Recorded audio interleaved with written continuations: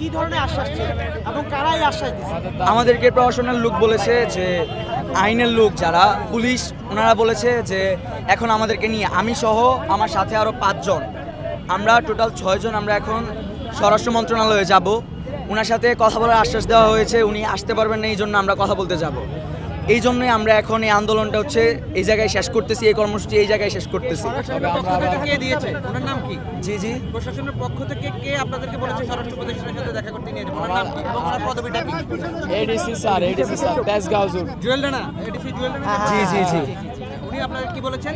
আমাদেরকে এখন আমাদেরকে স্বরাষ্ট্র উপদেষ্টার সাথে কথা বলতে বলেছে, এখন আমাদেরকে নিয়ে যাবে। আমাদের দাবি দেওয়া সব ওনার কাছে দিতে বলেছে। এই সর্বোচ্চ চেষ্টা করবে আমাদের সবকিছু দাবি মেনে নেওয়ার জন্য।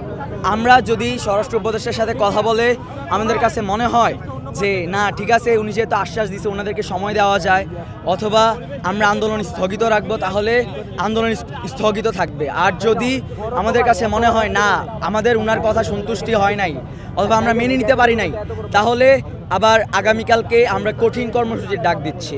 তখন আর কেউ আমাদেরকে আটকাতে পারবে না। কর্মসূচি এখানে থাকবে না। আমরা সাইকুল ইসলাম রানার হত্যা সুষ্ঠু বিচার করে তবে আমরা ঘরে ফিরবো।